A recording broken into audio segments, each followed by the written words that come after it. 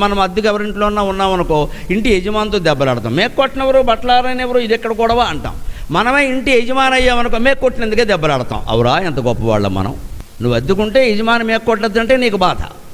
అదే మీరు యజమాని అయ్యారనుకోండి, మేక ఎక్కడ కొడతాడో అని మనం అక్కడ మేక పట్టు కూర్చుంటాం వాడి దగ్గర. అంటే మనది అనే భావనే కదండి. దీనికి కారణం ఆలోచిద్దాం. అద్వైతం ఆకాశంలో ఉండదమ్మా, మన ఇంట్లో ఉంటుంది, మన ఒంట్లో ఉంటుంది, మన వంటింట్లో ఉంటుంది, మన ప్రవర్తనలో ఉంటుంది. మనం ఇంటి యజమాని అయితే ఒకలాగా, మనం ఇంట్లో అద్దెకుంటే ఒకలాగా ఎందుకు ఆలోచిస్తున్నాం? ఈ రెండు రకాల ఆలోచనలే ద్వైతం. ఒకేలా ఆలోచించడం అద్వైతం. అద్వైతంలో కష్టం ఎక్కడుందండి? అర్థం కాదు ఏం లేదు, మనకి ఇష్టం కావట్లేదు అంతే.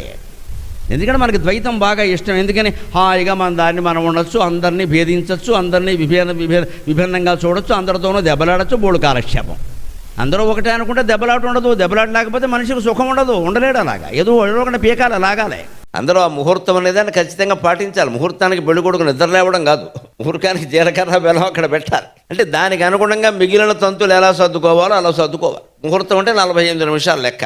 2 గడియలు ఒక ముహూర్తం. సరిగ్గా ముహూర్తం పెట్టిన దగ్గర నుంచి 48 నిమిషాల్లోగా మిగిలిన ముఖ్యమైన తంతులు ముగియాలి. ఈ మధ్య చాలా ఆలస్యం చేసేస్తున్నారు పెళ్ళికు. నిజానికి అది పద్ధతి కాదు.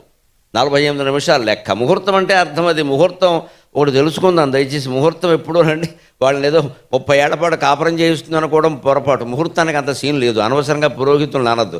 మన గొడవలకైనా వాళ్ళ ముహూర్తాలకి సంబంధం లేదు. ముహూర్తం ఎందుకంటే పెళ్లి సక్రమంగా జరగడానికి అంతే. ఆ 3 గంటలు పెళ్లి సక్రమంగా జరగడానికి. ముహూర్త బలం వల్ల కాపురాలు నిలబడవు. మూడును బట్టి, మనస్సును బట్టే నిలబడతాయి. అక్కడ మనకి పిచ్చి కోరికలన్నీ పెట్టుకుంటే ముహూర్తం మనని కాపాడదు. ఇక్కడ ముహూర్త బలం ఎప్పుడు ఎందుకు? ఆ 3 గంటలు సక్రమంగా జరగడానికి అంతే. నీ కాపురం అంతా నిలబెట్టాల్సిన అవసరం వేదానికి కానీ, శాస్త్రానికి కానీ, పురోహితులకు కానీ నీకు లేదు. నీ కర్మ ఎలా ఉంటే అలా జరుగుతుంది. నువ్వు నిలబెట్టుకో. మనం ఏదో గొడవలు పెట్టుకుని వాళ్ళండం ఎందుకంటే సరైన ముహూర్తం పెట్టలేదని సరైనది పెడతాడు ఆయన.